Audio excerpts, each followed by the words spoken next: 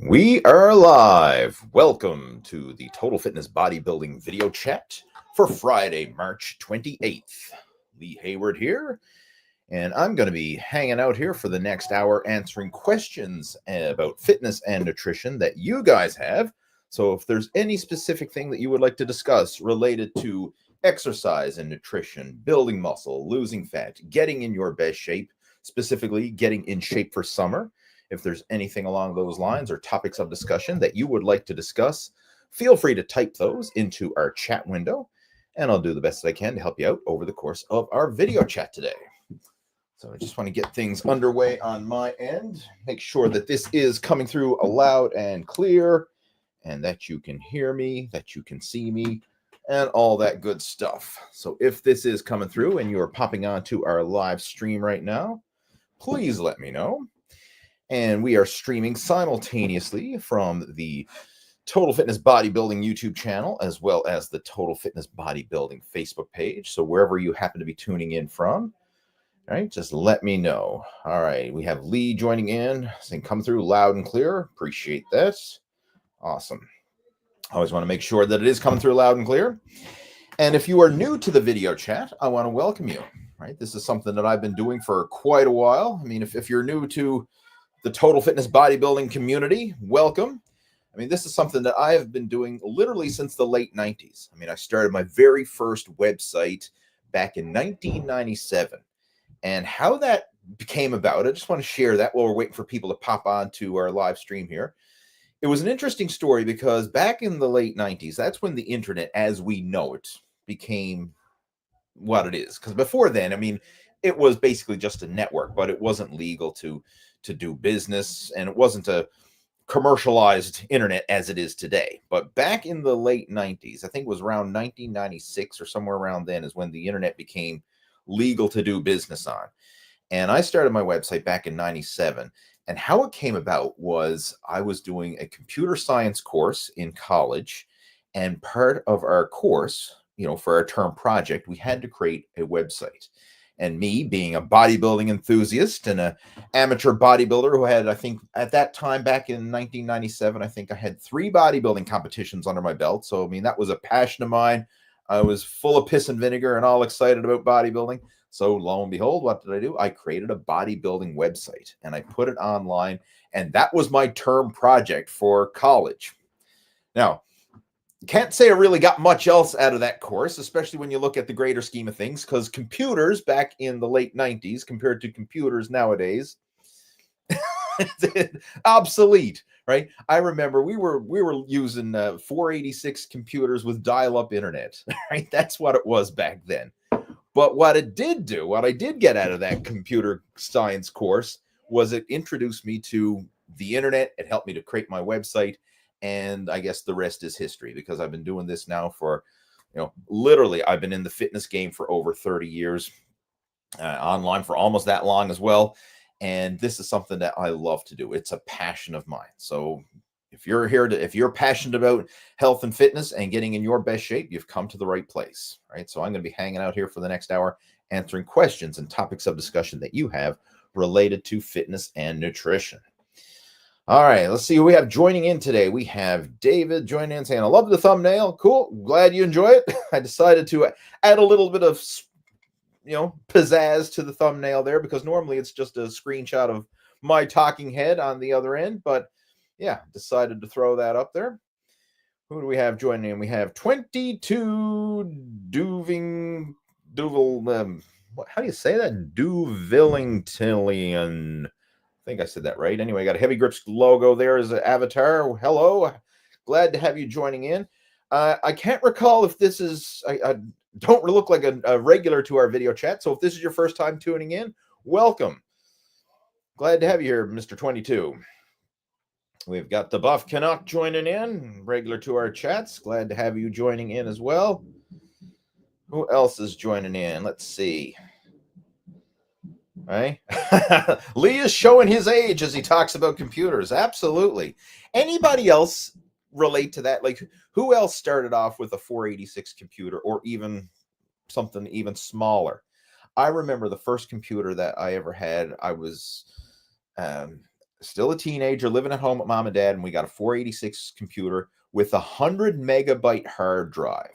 And everybody at the time was like, 100 megabytes. Oh my God, you're never going to fill it up. Like, that thing is huge. And nowadays, man, you can't even send an email for 100 megabytes of storage space. It's just crazy how things have changed. But yeah, 486 computer, dial-up internet, and a 100 megabyte hard drive. Those were the days. That's how it all got started. Let's see. We've got oops, I just missed a spun there. We got the Bumbles Apple joining in, catching you live from the UK. You're coming through earlier. You must have changed your clocks, but only to this weekend when we change here. Yeah, I should mention that, I guess. In North America, we have sprung ahead. We are on daylight savings time, which in my personal opinion is the most stupidest thing ever. Like, you cannot trick Mother Nature. Regardless of what time you set your clock to, you have the same hours of daylight and the same hours of darkness, but it just messes up the world twice a year when we all have to adjust our clocks accordingly. So yeah, sorry for those of you who haven't switched to daylight savings time and your schedules are kind of messed up, but hey, if this is working out and you're able to join the video chat, more power to you. It probably works out in your favor. But yeah, that's another thing that just is a pet peeve of mine. Daylight savings time. Like, who's the rocket scientist that came up with that one? Right? We got Robert joining in on a good sunny afternoon. Welcome, Robert. Glad to have you joining in. We have Carlos joining in from Lisbon, Portugal. Welcome. Glad to have you joining in as well. David is joining us. Diskettes. All right, I'm guessing you're referring to computer when you had the diskettes, right? The floppy disks, and then even the old big 5.5-inch diskettes, I guess. Well, those were the days for sure, right? Who else we have joining in?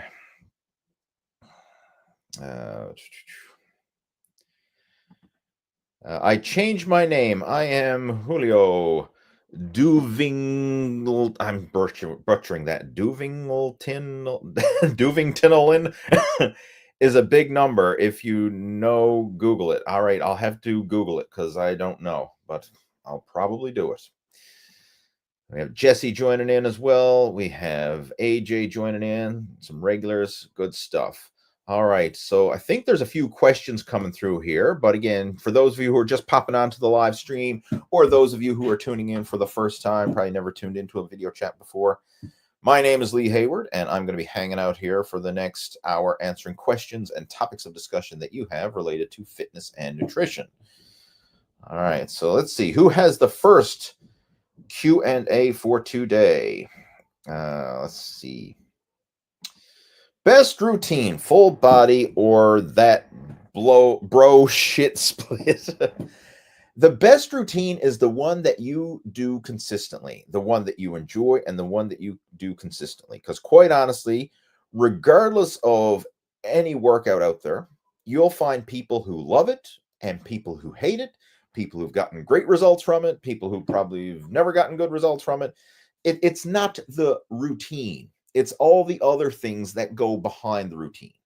It's almost like saying, like, what's the secret to becoming successful in business or whatever, and saying it's the business. Like, let's say we're looking at investing, and someone says, well, investing in real estate is the best investment. And then someone else says, no, investing in the stock market is the best investment. And then someone else says, no, investing in your own business is the best investment. And then someone else says, no, you got to invest in Bitcoin and crypto. And it's not the tool, or it's not the avenue. It's the person who's doing the work behind it. Because if you have someone who's investing in real estate and they don't know what they're at and they're not putting in the work and the effort and blah, blah, blah, they could have a very piss poor investments. Vice versa, you could have someone else who's a very savvy real estate investor and make a fortune, right? You could take that with stocks or crypto or running your own business or anything. So it's not so much the routine, it's who's putting the work in behind the routine, who's actually following it, and the training, the nutrition, the lifestyle, and all that goes in behind it. I mean, you could have someone who's doing a bro split, like a lot of pro bodybuilders back in the day used to do bro splits. Like, I mean, when I was going through my early days of bodybuilding, in the early 90s, that was the common thing, the bro split. Hey, chest day, back day, leg day, arm day, shoulder day, whatever. And when you look at the 90s bodybuilders, some of those guys were phenomenal. Like that was the era of Dorian Yates and Kevin Levrone and Sean Ray and Nasser El Somebody, rest in peace. Who else? A lot of guys back in the day, phenomenal physiques, and they did bro splits, right? So I mean, are you going to argue that it didn't work? No. And then you got other guys who like to do push-pull legs. Some people like to do upper-lower splits. Some people like to do full body workouts. It really depends on what do you enjoy and what works for you. For me personally, right now, I do full body workouts because that's what I enjoy. That's what fits my schedule. But it's not because it's the best. It's because it's the best for me at this stage of the game. So when it comes to deciding this is something you really need to, look at for yourself. Not getting hung up in what is the best, or what the internet debates of people saying all the science guys versus the bros or whatever, saying, oh, this is best, that's best. What's the best for you, right? It's not like we can just throw it all out there and throw everybody into one pile and say, hey, this routine is best for everybody, because we're all different. We all have our own situations and individual circumstances that will play a role in determining what routine is the best for you. All right, let's see what else we got. Any other questions here? We have 22 saying, I can do 35 push-ups, 11 pull-ups, 18 dips in a row, 178 centimeters, 82 kilograms. How long it will take to do 50 push-ups, 30 dips, 20 pull-ups in a row? I have no freaking idea. First off, I don't even know if you will be able to do it. I hope you can. And if you train consistently and progressively, I'm sure you'll probably get there. But that's like saying, how long is it going to take me to make $1 million, right? How long is it going to take me to sell my house? How long is it going to take me to get a raise at work? We don't know, right? It's a speculation at best. Now, the fact that you're doing that, I mean, those are respectable numbers, right? I mean, let's just, come back to some concrete stuff here. 35 push-ups, that's very respectable. I mean, it's not world class, but by the average person standards, that is really damn good. Like, I'm training people now at the gym who can't even do a single push-up. Like, to put things in perspective, like the average person that you see on the street, like you go out to Walmart on a given day and look around, like, and say, how many push-ups can the average person do? Probably the average push-ups is like zero, zilch, nada. Most people can't do any. So the fact that you can do 35, that's pretty darn respectable. 11 pull-ups, that's respectable. The average person cannot do a damn pull-up, right? Not even close.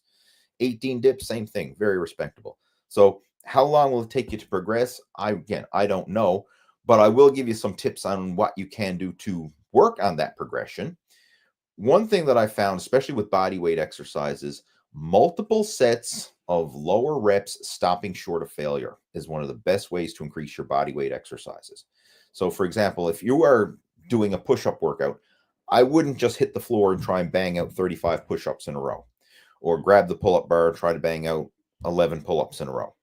That's testing your strength. It's not necessarily building your strength, because once you do that all-out set of push-ups to failure, or that all-out set of pull-ups to failure, you're shot. Like you're zapped, you're fatigued. But if you did multiple sets stopping short of failure, you could get more total volume done per the workout. So for example, with the pull-ups, instead of doing sets of 10 or 11 and hitting failure, how about you do sets of, like, literally sets of 5? Like, you could probably easily get 3 or 4 sets of 5, or maybe more, maybe even 5 sets of 5, who knows? But you could get multiple sets of 5, and over the course of the workout, get way more total volume done. Same with the push-ups. Instead of banging out 30 plus reps, do multiple sets of 10 reps or multiple sets of 15 reps, stopping short of failure so that they actually feel easy, but you can do set after set after set. Obviously take a rest break in between sets, but it's amazing how much more volume you will get. And it's that volume and literally practicing the move is what's going to build your strength in those exercises. And another thing that's going to help too is doing it consistently. So for those exercises, I mean, I would recommend probably like at least 2 or 3 days a week doing those exercises in that fashion, multiple sets of lower reps, stopping short of failure. And you can probably even build it up to almost like a daily thing, depending on how your work capacity and how your recovery is. You could probably even try doing like push-ups and pull-ups and dips on a daily basis, listening to your body, of course. I mean, if you start to feel aches and pains and soreness, take some extra time off, but you can literally go through some phases where you do it on a regular basis and get great results. I remember this is one of the things that I did to increase my pull-ups back in the day. I set up a pull-up bar down in our basement, and every morning I would go down there and do a set of pull-ups. Now, it wasn't to max out or to failure, but like I would use probably like do a couple sets of pull-ups, stopping short of failure. And I did that every morning in addition to my gym workouts. And over the course of a couple months, like my pull-up strength just went up. Week by week by week, I was seeing noticeable progress because I was getting, say, like an extra 10 pull-ups a day. That's an extra 70 pull-ups over the course of the week, an extra 300 pull-ups over the course of the month. Like that extra volume compounded, and it really helped to accumulate and build up my pull-up strength. So that's one of the things that I did, just frequent exercises like that, kind of like greasing the groove is known as in the strength world. So that's something that you could do to help to increase your body weight exercises like that. Focus on greasing the groove. And if you are going to do that, I'd probably just focus on probably one at a time, because if you start to do multiple, like if you try to do all 3 of those every single day, that's a lot. But maybe just take one. Hey, for the next month, just prioritize your pull-ups, right? Just every day, try to bang out a set of pull-ups. Then for the following month, maybe every day, you're going to bang out a set of dips. Just get better at that. And then, over the course of the week, you can really add a lot of volume. Now, when you're doing your regular gym workouts, you can still do all those exercises. But I'm talking about if you're going to do them daily, just pick one to focus on a daily basis to give it extra priority, if you will. Because if you try to do everything every day, you're going to burn out and overtrain, right?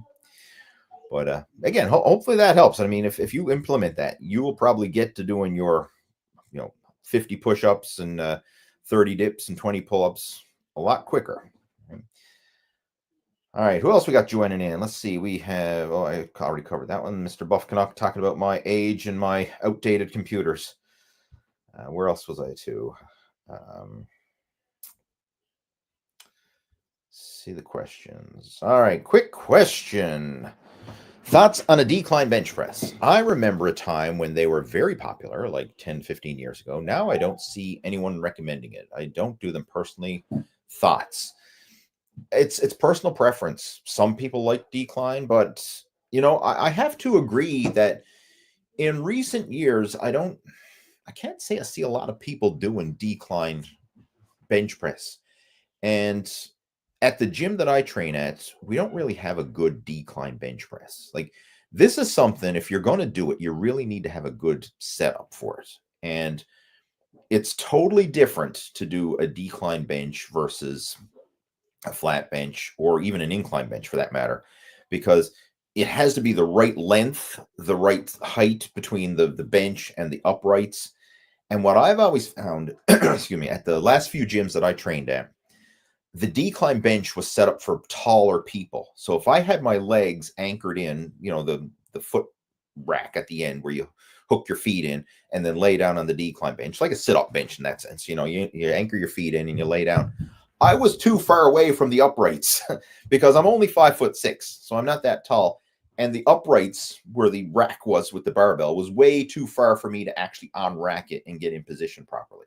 So because of that, I really didn't do decline bench presses.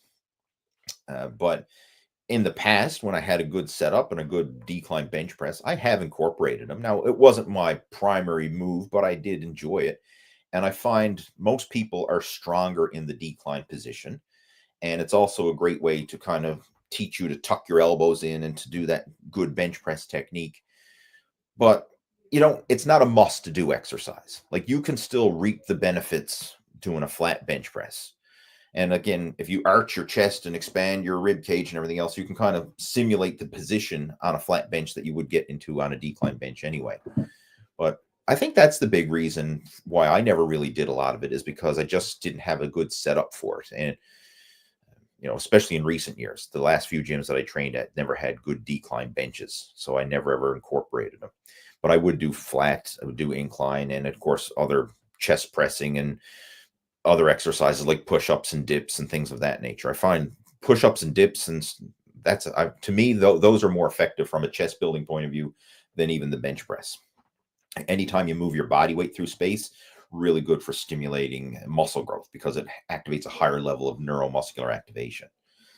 But my advice here is, if you have a good bench for decline bench presses, you enjoy it and you want to include it in your workouts, there's nothing wrong with it. But it's really just another tool in the toolbox, right? Nothing more. It's not a must do or anything special about it. It's just another tool. And if you enjoy it and you can do them comfortably, go for it. If you can't, no big deal. Find another chest press variation to do instead. Another thing I want to touch on too, when it comes to decline bench, they're really awkward when it comes to doing dumbbell bench presses, unless you have spotters to hand you the dumbbells, because it's challenging enough to get into position with dumbbells by yourself on a flat or an incline bench. But to do them on a decline bench where you got to lock your feet into those, the foot anchor, if you will, or the foot rest, and then somehow grab the dumbbells and then also get back, like it's freaking hard to set up for decline bench presses by yourself, especially when you're working up to heavier dumbbells. So if you need to, like, you really want to have a spotter to hand you the dumbbells, ideally that would be the best. So from a dumbbell bench point of view, I've never been a fan of decline bench for that reason alone. All right, let's see what else we got. We have Jeff joining in. Welcome, Jeff. How many calories a day should you burn to lose weight? That depends on a lot of things. All right. But the bottom line is, you need to create a calorie deficit in order to lose weight. Now, this is a wild card because it depends on, like, how many calories a person burns is not static. It's not like, oh, you're a man, so you burn 2,000 calories a day. Or you're a woman, you burn 1,500 calories a day. Like, no, it depends on the size of the individual, depends on your age, depends on your metabolism, your activity level. There's a lot of stuff. There's a lot of variables come in. It's almost like saying, like, how much fuel does a car burn? It depends. What kind of car is it? How big's the engine? How far are you driving it? How hard are you driving it? Like, we just can't say all cars burn the same amount of gas, because they don't, right? There's a lot of variables in place. So the same thing, like trying to say how many calories should you burn, is the same as saying, like, how much gas should a car burn? It depends, right? So we really can't just cookie cutter an answer out there, because it wouldn't be accurate, right? It might be accurate for one person or one car or something, but it wouldn't be accurate for everybody. So what you need to look at is, how many calories should you burn to lose weight? One thing, start adding up your calories that you're consuming right now. So if you're, whatever it is, like, start tracking your food intake. Like, don't change anything, just start tracking it. Whether you write it down and you calculate it out, or you get like a tool like MyFitnessPal or some other calorie tracker, but literally log everything that you eat over the next week, calculate it out, track it, and then average it out. So let's say you start logging. Today is Friday. You go right up to next Friday. You add up all your food that you've consumed over the week, average it out, and find out how many calories are you consuming on average per day. That we can assume is your maintenance, because if you're kind of maintaining your weight, and that would be your maintenance calories. What you want to do then is go lower than maintenance calories. General rule of thumb I recommend for most people, start with a 10% deficit. So, like, let's just say you're averaging 3,000 calories a day. Start cutting back by 300. And also, when you cut back by 300, try and incorporate better food choices as well. So if some of those calories are coming from fried chicken and French fries and hamburgers and hot dogs, probably try to get like grilled chicken, baked potatoes, leaner choices of food, less unprocessed choices of food. And even that alone will help most people lose weight, right? Focus on that. Another one to focus on, that's a major one that a lot of people don't even consider. What are you drinking? I.e., are you drinking soda pop? Are you drinking fruit juice? Are you drinking calories, especially sugar calories? If you are, cut that out and go for 0-calorie options such as water or 0-calorie drinks like sparkling water or diet sugar-free sodas, something along those lines. Simply cutting out soda will make a huge difference for a lot of people. I've literally seen guys drop 10 pounds in the first month by just cutting out sugary soda pop, not even changing their diet or exercise program, just cut out sugar soda and drop 10 pounds in a month. Like, it could be as simple as that. And in fact, if you want to learn more about how to structure an eating plan for fat loss, check out the most recent episode of the Total Fitness Bodybuilding podcast, where myself and Jeff Samatero, we lay out a full action plan on how you can get lean for summer. And we go into specific details about training and nutrition strategies on how you can tip the scale in favor of maximum fat loss while still enjoying the process, while still humanizing the process for real life situations. So if you haven't done that already, just check it out. Head on over to the Total Fitness Bodybuilding YouTube channel. In the podcast category, it's the most recent podcast, right? It's called Get Lean for Summer. If you do a search for that, Lee Hayward, Get Lean for Summer, you should find it. All right, let's see what else we got there. Ryan is joining in. Welcome back, Ryan. He's a regular to our chats. A question about your full body workouts. How many sets per body part do you find works for you? Generally speaking, if I'm doing a full body workout, I'll pick one exercise per major muscle group for that workout. So one chest exercise, one back exercise, or let me clarify that, one per movement pattern. All right. So like I'll do like a horizontal pull, horizontal press, overhead pull, overhead press, some sort of arm curl, arm extension, leg, like a squat or a leg press, some sort of hip hinge, like one exercise per movement pattern. And for each of those exercises, I'll probably work up to, 2 or 3 working sets, depending on the exercise and how I'm feeling. So I'll do some warm-ups and then I'll probably do, 2 or 3 working sets for each of those exercises. So I really don't do multiple movements per muscle group unless, I'm really trying to prioritize that muscle group. But for a general total body workout, it's one exercise per movement pattern. And then I usually like to switch it up. So for example, like let's just say today, my main pressing move for a horizontal press was a bench press, a barbell bench press. The next day I might do dumbbell bench press, for example, or I might do an incline press, or maybe I'll do dips or something along those lines. So I'll change up the exercise variation, but I'll do the same volume, right? And I find that gives a lot of variety. And I actually have a video series that covers a sample total body workout utilizing this. It's one that I actually did with my father a few years back. It's called the Father and Son. Oh shit, I can't remember. Father and Son workout series or something. Let me see if I can find it. I'll just share the link to it. It's in the playlist tab over on the Total Fitness Bodybuilding channel.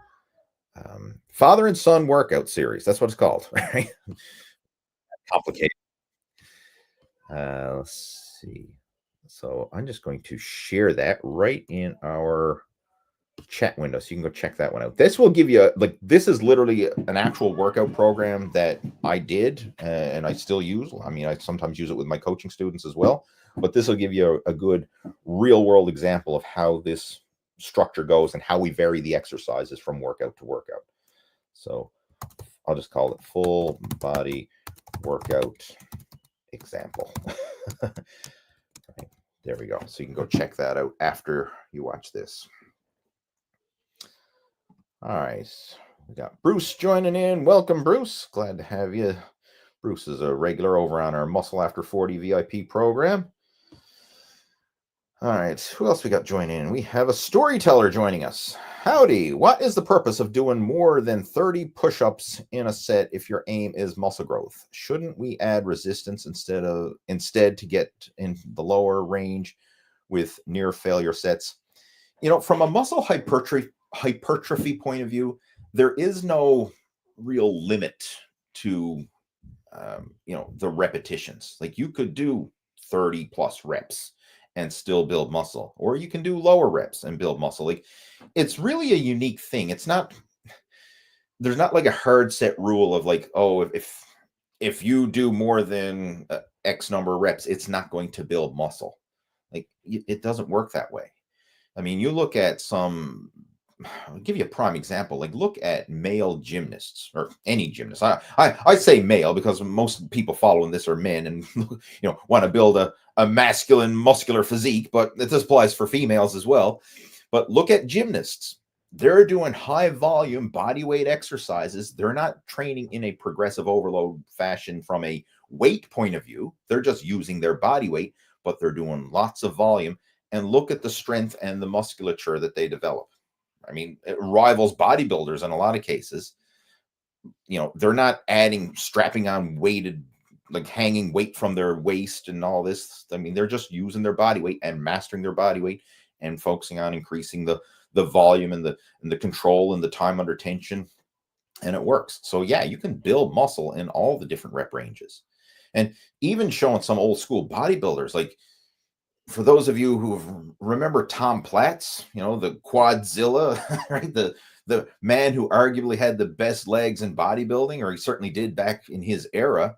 He used to do crazy high rep squats. Like, he would regularly do anywhere from 20 to 50 rep sets of squats.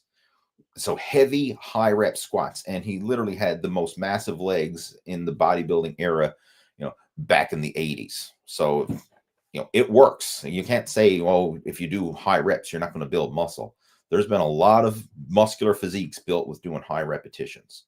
So you utilize it. It's another tool in the toolbox, right? Now, it doesn't mean that low reps don't work as well, but utilize it all, right? High reps, low reps.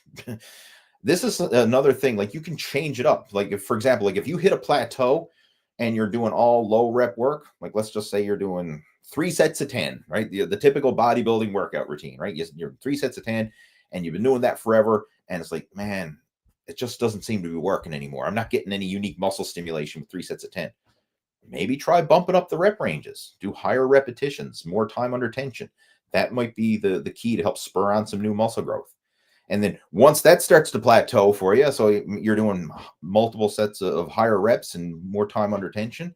If you start to hit a plateau there, then maybe you can back it down and do the complete opposite, something like maybe 5 sets of 5, right? Heavier, lower rep training, and that could help spur on new muscle growth. So changing up the variables in terms of the reps, the time under tension, and all that, the exercises, these are all tools that you have at your disposal to help spur on new muscle growth. Right. So the high rep, high volume is another tool that you have, and it certainly works. All right. What else we got there? Ryan is saying, thank you for the link. Going to go watch it tonight. Absolutely. Yeah. Check it out. Again, it's a 3-part series that I shared there in that full body workout. Three full workouts that we did. So it's literally a full week of training. And you, if you want, heck, you can model that for your own training template. John is joining in. What do you think about a cardio session and a weightlifting session in one day, maybe 4 or 5 hours apart? I've done it for years. When I was competing in bodybuilding, that was basically what I did for the whole contest prep. I usually did cardio in the morning and weight training in the afternoon. And I did that for, that was my pre-contest prep program. And if you talk to any competitive bodybuilder, most of them do exactly that. They do weight training and they do cardio, and they do it in the same day because they're trying to maximize calorie expenditure. Right. The weight training is kind of like the high intensity workout where you're in there putting stress and demands on the muscles to try and stimulate muscle growth.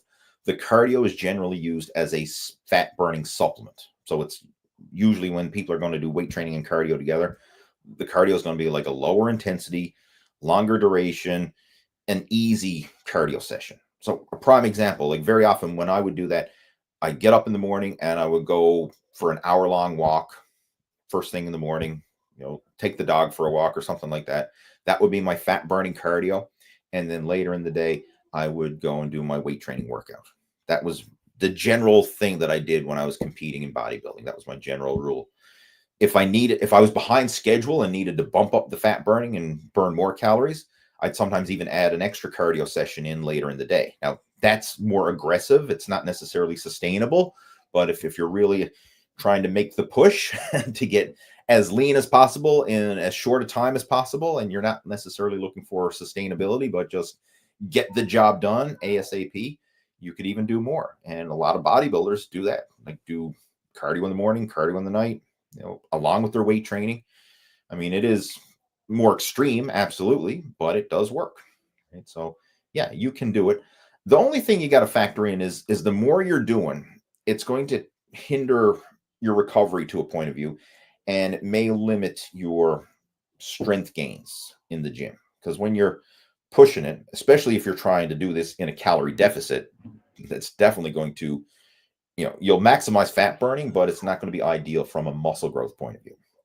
And a lot of times when people switch into, like a pre-contest training phase, their main focus is on how do I strip away body fat and just maintain the muscle that I have versus trying to maximize muscle growth, because it's very hard to maximize muscle growth when you're in a calorie deficit and really pushing the fat loss, right? So you got to look at your situation. I mean, if you have the time and you want to be more aggressive with fat loss, that can certainly work.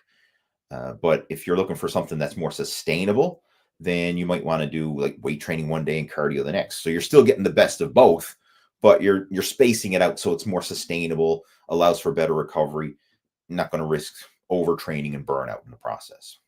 That's what I usually do myself now as a sustainable lifestyle approach: weight training one day, cardio the next. Like I can do that year round, like 300 plus days of the year. I can do that. No trouble. And I can sustain that as a lifestyle. Doing the weight training and cardio and kind of like pushing it, that's something that I can maybe muster up for a few months in an extreme, fat loss phase to really dial things in, but it's not something that I'm going to sustain as a lifestyle year round. All right. So you need to factor that in. All right. What else we got there?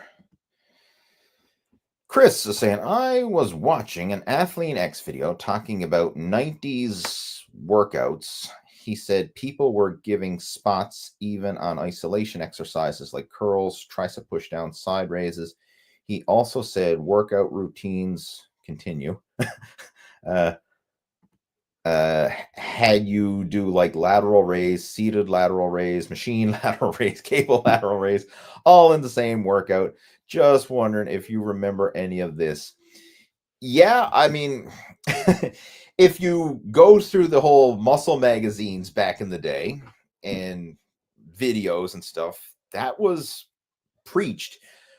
Now, whether or not, I mean, I've heard of people actually doing stuff like that, just going in there and annihilating it, like every different angle. Like, I'm going to do a chest workout and I'm going to do flat bench and incline bench and decline bench and dumbbell bench. And then I'm going to do like cable crossover flies and dumbbell flies and pec deck flies. And like, it's just overkill galore.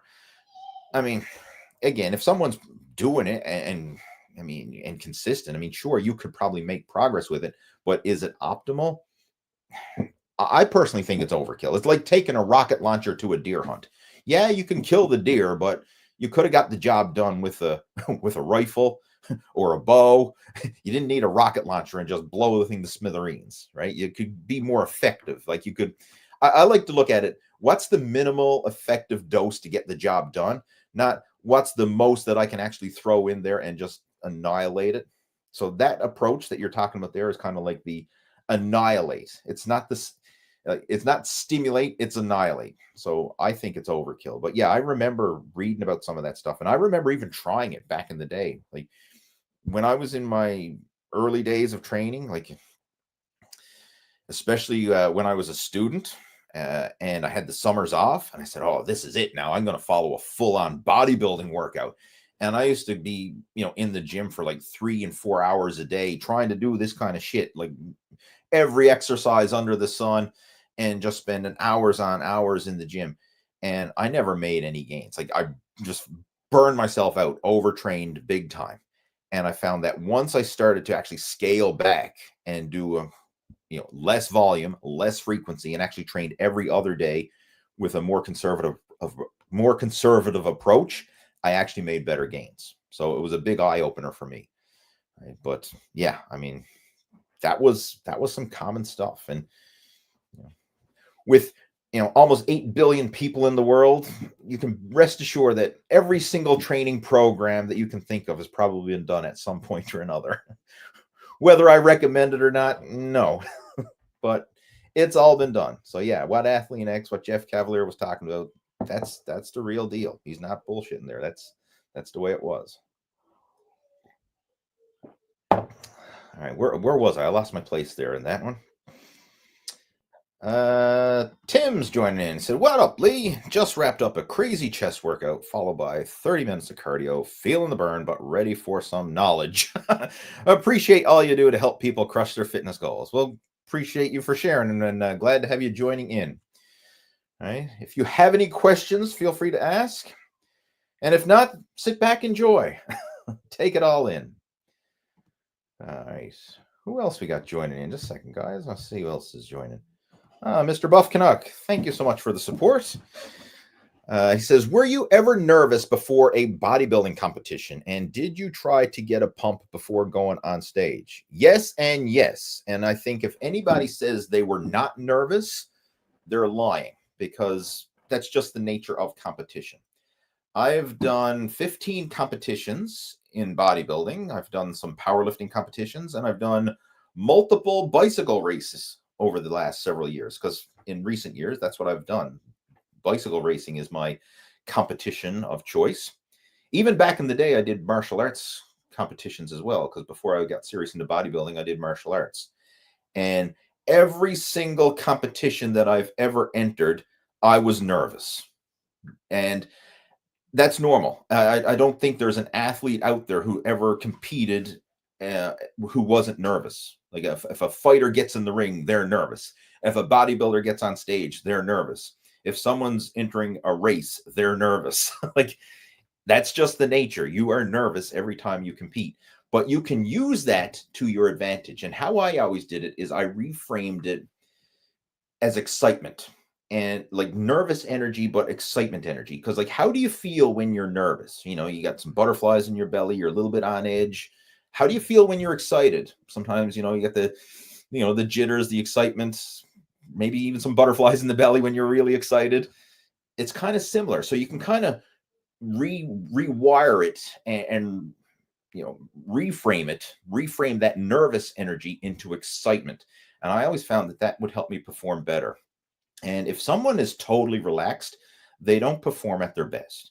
Like, even for these video chats, like I get a little bit nervous and excited for these video chats because I know, hey, I'm going to be going live and I don't know who's going to be watching.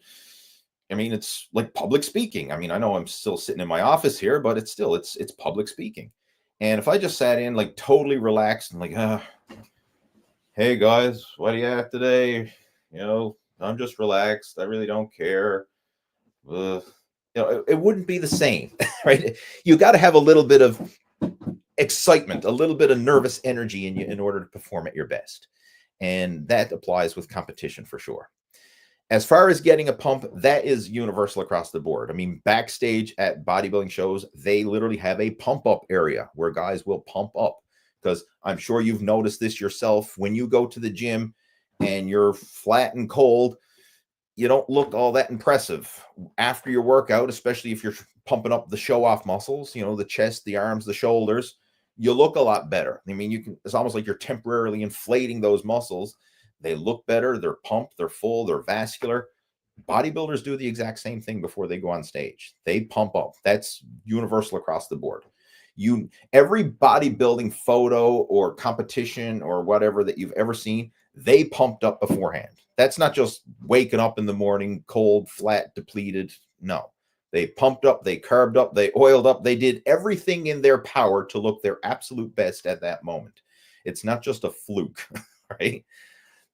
This isn't an accident that they just happened to look that way. Everything that you can think of went into planning and preparing for that. All right. And again, thank you for the support. Much appreciated. What else we got there? Khalid is joining in. What's the best supplement for fat burner when you competitive bodybuilder? That's a loaded question because it depends on how far you're going to take it for competitive bodybuilding.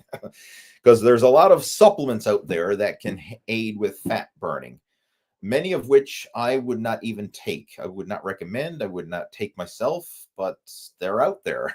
Everything from thyroid medication to different asthma medications to different underground chemicals and compounds that can increase your metabolism. The list goes on and on and on.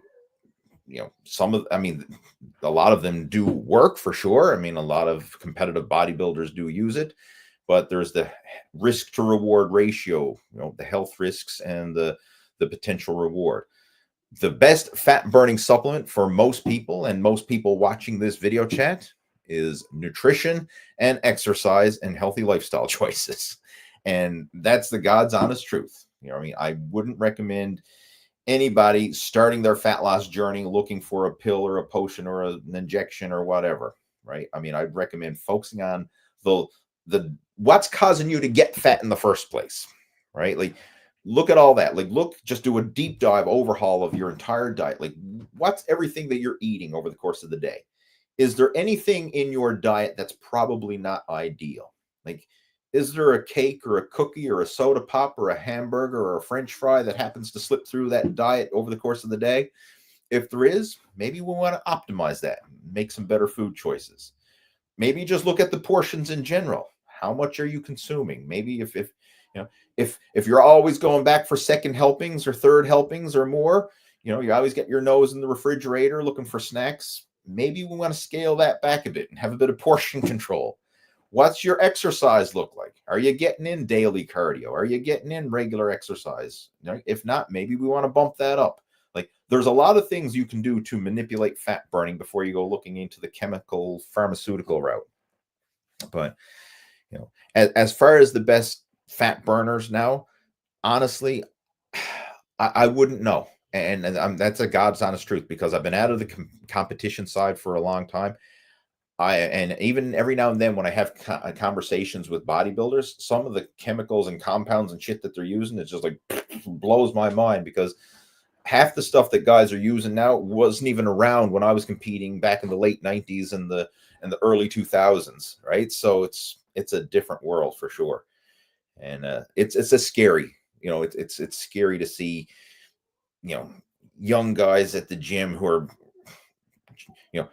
not even working out for a full year, and they're taking more chemicals and compounds than pro bodybuilders did back in the day. Like, and that's not an exaggeration. Like, I literally know of people who are still in their first year of training, have no foundation whatsoever, and they're taking more crap than top level bodybuilders did just a couple decades ago, which is crazy.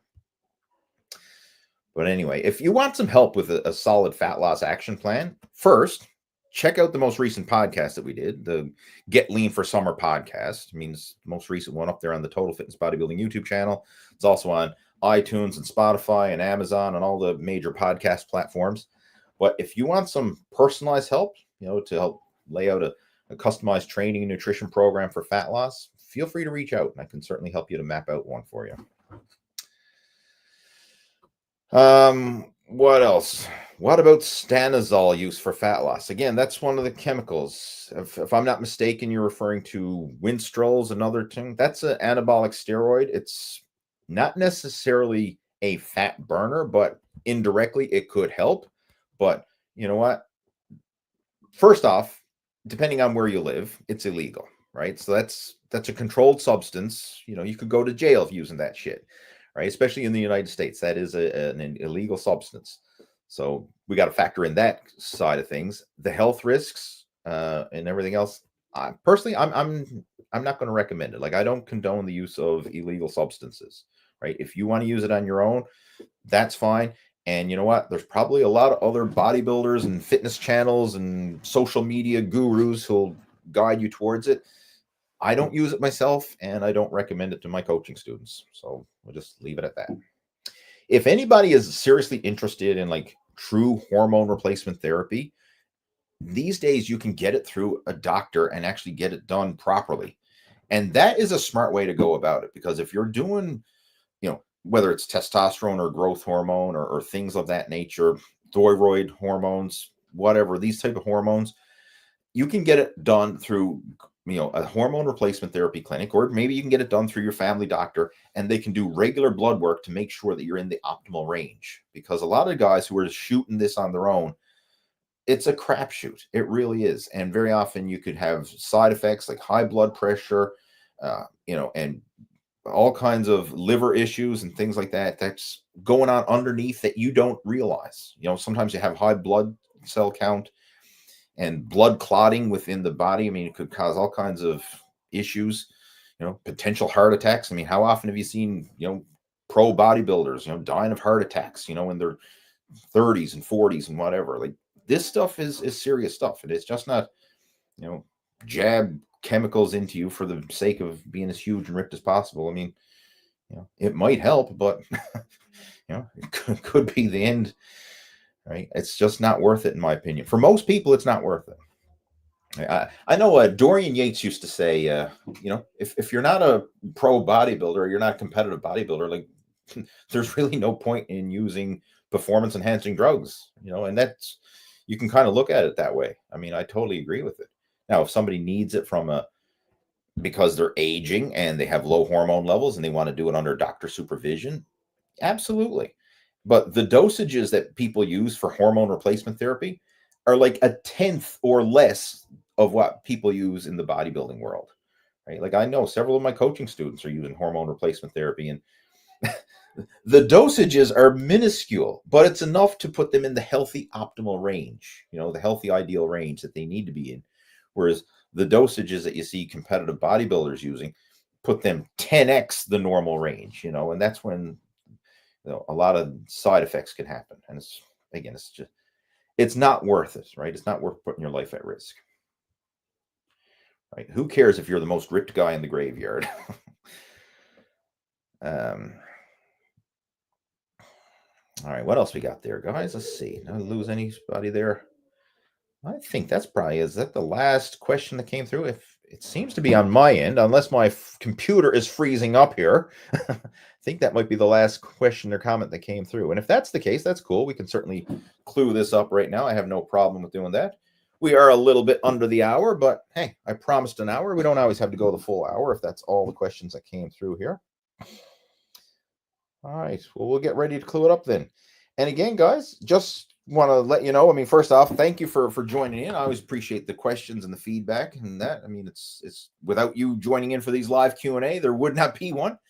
But another thing I want to let you know too is if you have any questions and you want to elaborate on any of this stuff, like maybe you do have specific questions about your training or your nutrition or supplementation or whatever, feel free to reach out to me. You can either message me through Facebook Messenger, you can send me an email. My contact information is down there in the show notes below.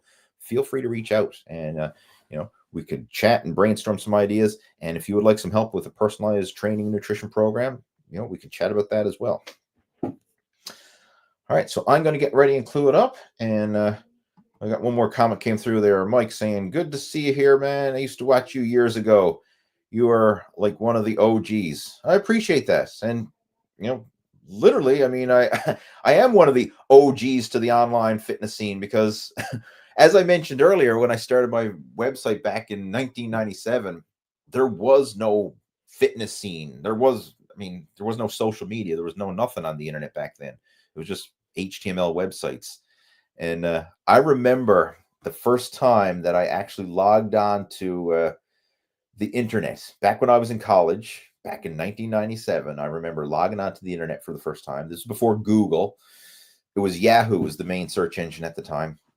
And I typed in bodybuilding into Yahoo and nothing came up. The search engine was empty. Like, I typed in bodybuilding and there was nothing there. No websites, no bodybuilding.com, no nothing. All it was, what came up, there was some definition saying like bodybuilding is working out and lifting weights to build your muscles. Like, it kind of gave me like a definition of what bodybuilding was, but there was no websites, there was no workouts, there was no videos, there was no nothing, because it was before all that.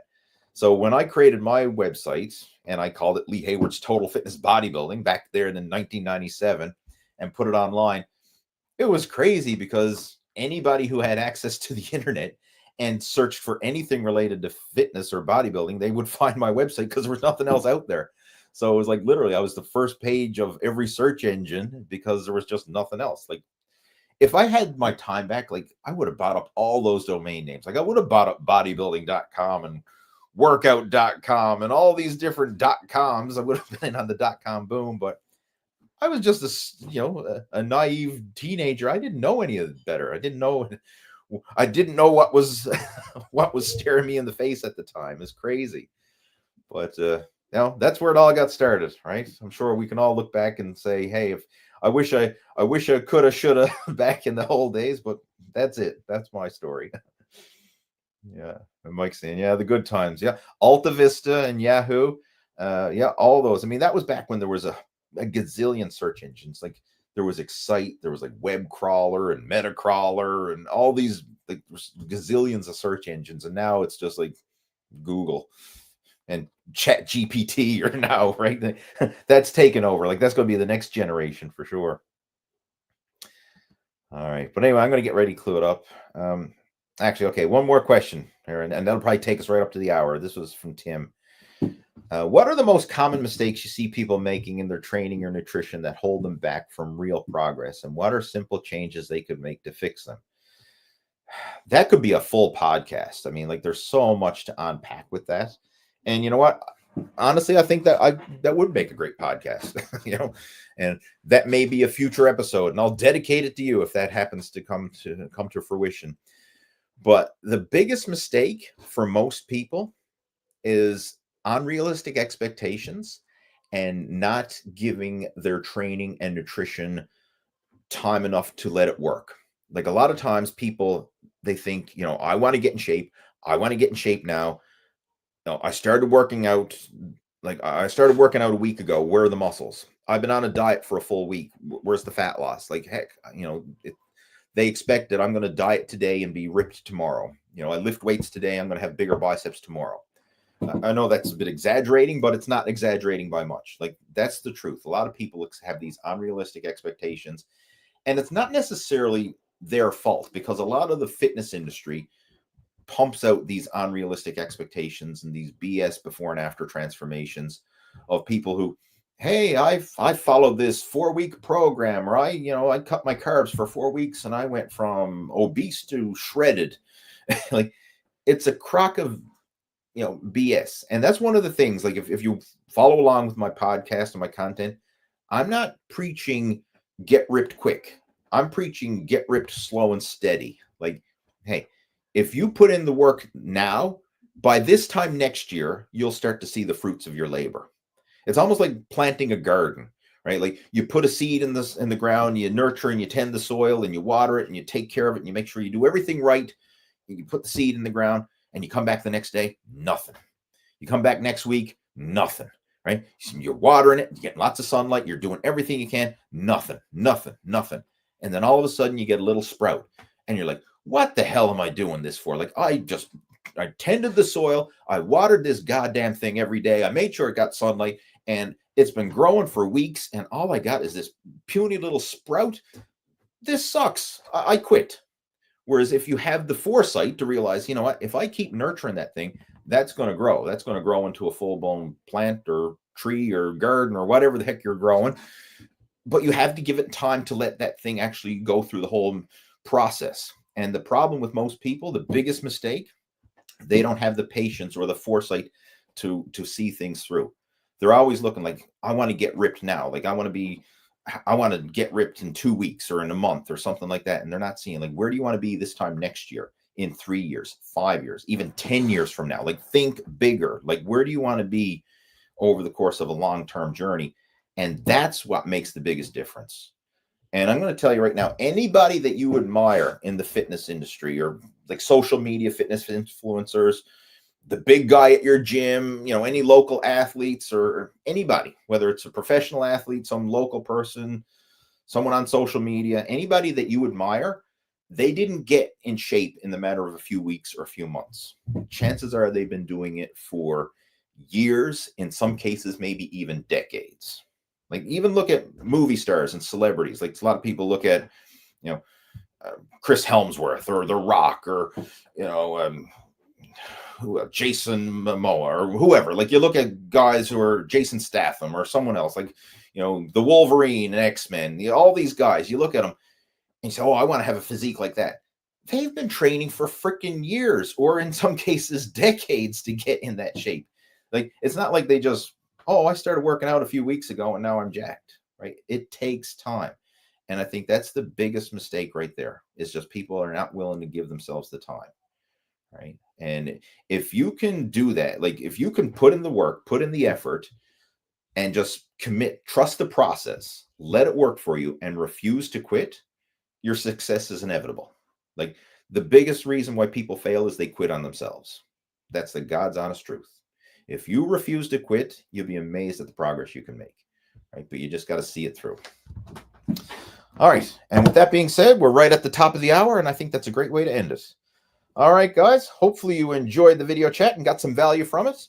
And I will be back here again next week. Same time, same place, with another live Q&A.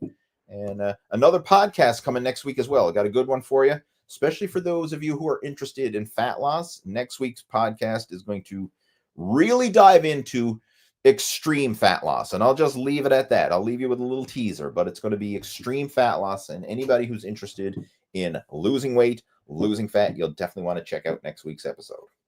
All right. Have yourself a fantastic one, and I'll talk to you soon. Take care. Over and out.